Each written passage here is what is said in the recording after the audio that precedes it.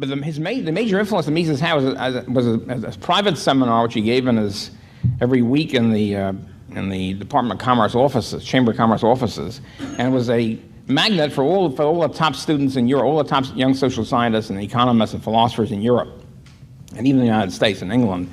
I came to this because this was the great center of research from the early 1920s until 1934.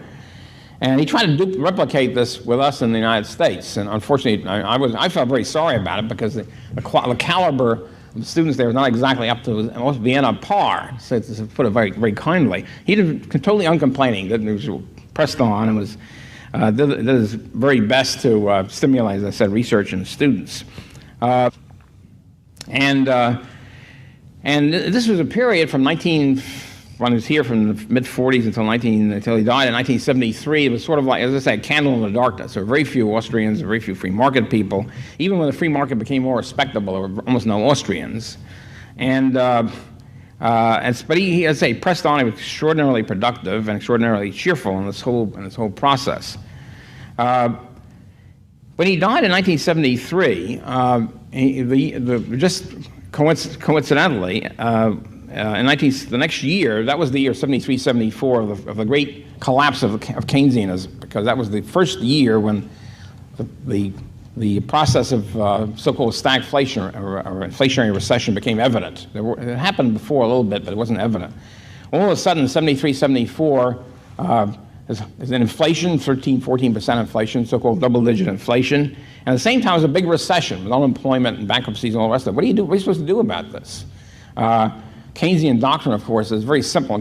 I mean, the equations are complicated, but the practical conclusion is very simple.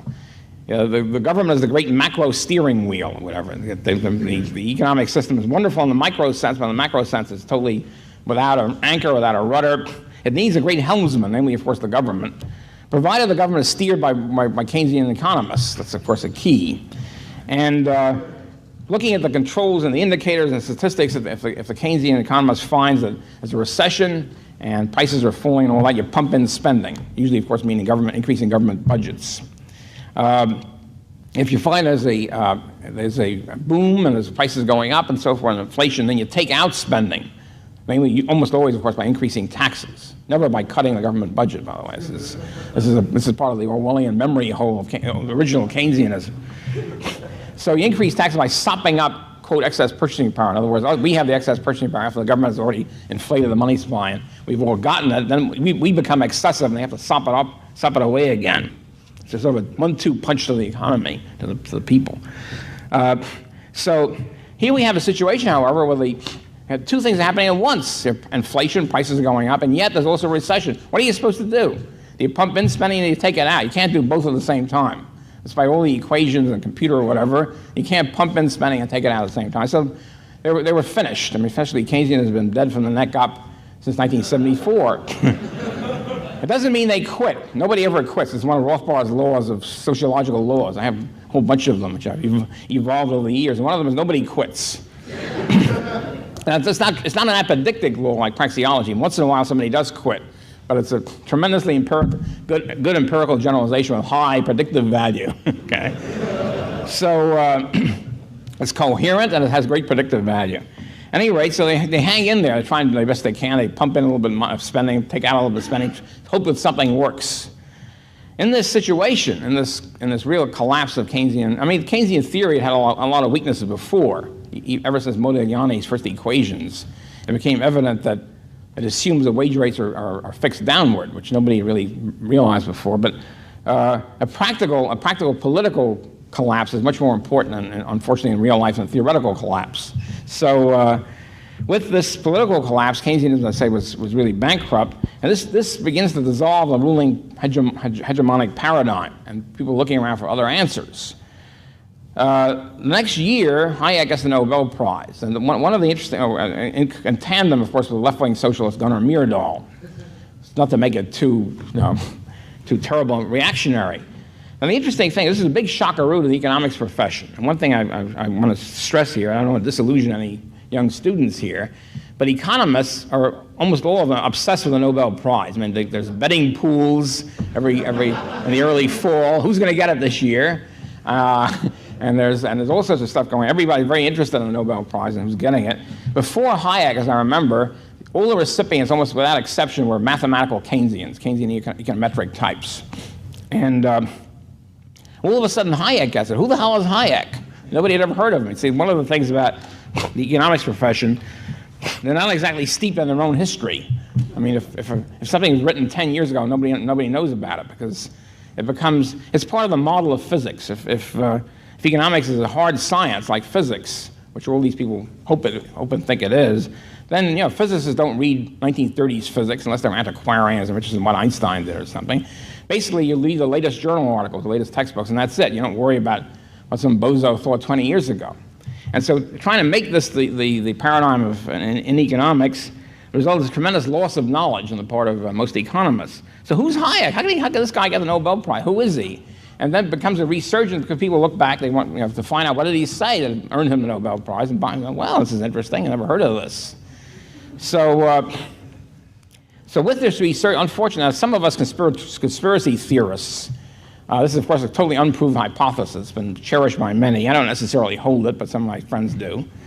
Is that the point is that Hayek got his Nobel Prize not for this later stuff, not for evolution and the rule of law and that sort of thing. He got it for his Misesian business cycle theory, which he had expounded and elaborated in late 1920s and early 1930s. That's what he got it for explicitly. So the conspiracy hypothesis is that they waited for Mises to die before they gave Hayek the Nobel Prize, because Mises died in 73, Hayek gets it in 74, and they would never give a Nobel Prize to a monster like Mises, so they waited till Mises to die to give it to Hayek, who was much more of a compromiser. If you read his Constitution of Liberty, for example, there's pro-planning stuff, pro-status stuff all over it. So at that point, this sort of sparked a regeneration or revival of Austrian economics. It might not be a total causal connection, but certainly is an impressive coincidence that the first Austrian seminar since Old Austria occurred, a week-long conference occurred in Royalton, Vermont in summer of '74. Well, all the younger, whatever Austrians there were gathered together. It was a wonderful thing because we all met each other for the first time, mostly. What, you're an Austrian? Well, fantastic. It's just like saying the catacombs. And Austrianism flourished, of course, it was a shame that Mises didn't live to see this, and after fighting all his life for these ideas. And then we had annual conferences for several years after that. It was a big flourishing movement, and Austrianism was becoming known and widely interested. People were widely interested in England and the United States. And then something happens. The light suddenly goes out. See, the history of thought and history in general is not an onward and upward into the light. It's a series of glitches. It's sort of like I wouldn't say a business cycle, but ups and downs, a zigzag effect. So suddenly there was a big zag after this impressive zig of the late 70s. Something happened, and the younger Austrians at the time started saying, well, the trouble with Mises is he's too dogmatic, too uncompromising, too extreme. How do you get respectable in the mainstream of economics if you keep pushing these ideas that nobody really likes? And we should try to become respectable. We should drop all this stuff about praxeology and laissez-faire and talk about market process, whatever. And the dread name Mises begins to slip out of sight. And And this is of course really replicating in death what Mises had suffered in his life, except this time it was essentially a stab on the back by people who called themselves Misesians, who understood the situation and then basically sold out, if you look at it very bluntly, sold out for potential respectability funds, mainstream publications, tenure, and all the rest of it. Well, in this rather dire situation, and it's not an accident, by the way, that the funding sources, almost a single funding source for this whole revived Austrian movement in the late 70s, which was flourishing very nicely, was one person, one billionaire. And the billionaire had a paradigm shift in his head, and all the other acolytes, so to speak, or fundees by the billionaire, suddenly and coincidentally shifted with it. Into this idea of, and we began to hear, as I say, not only that Mises was too extreme and too dogmatic, talk about him, began to talk about synthesis with Marxists. This is the late development since 1980 or so. It's important for Austrians to really have to understand the great contributions of Marx and Lenin and so forth, and we should have a continuing dialogue. I'm sure Yuri would appreciate this.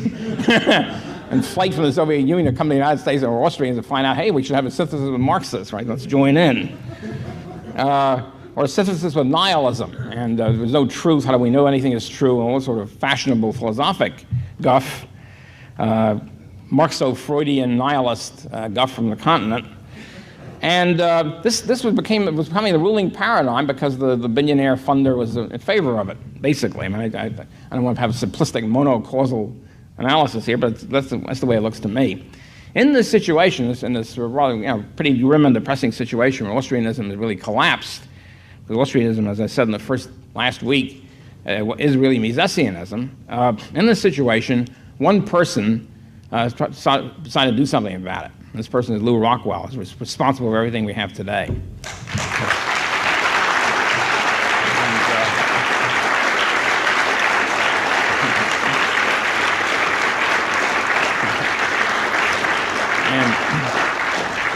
Well, Lew had been, all these other people, the Austro-Marxists, or whatever you want to call them, were moving to Washington. They liked Washington. They thought this is where the power is. This is where you can get goodies and respectability. Lew had spent a lot of time in Washington, hated it, wanted to get out, both spiritually and physically. Okay? And he decided that he wanted to found a Mises Institute. This was the dream of his life, and he decided this is the time to do it. And he wanted to revive the Misesian paradigm, the name of Mises, and all the rest of it. And he went to the aforesaid billionaire, and he thought was a Misesian, and he said, well, I want to found a Mises Institute. And he was ordered not to do it. Kind of interesting point here. How could he be ordered since he wasn't an employee of this person? He was ordered not to do it. You can't do it. Of course, Lew, if you know Lew at all, doesn't accept these kind of orders very neatly. So Lew went ahead with no donations, no endowment, no pledges, no big daddy billionaire, I mean, nothing. Just an idea and tremendous energy and organizational genius, entrepreneurial genius of the highest order. And as a result, we have all this today. We have a fantastic Mises Institute.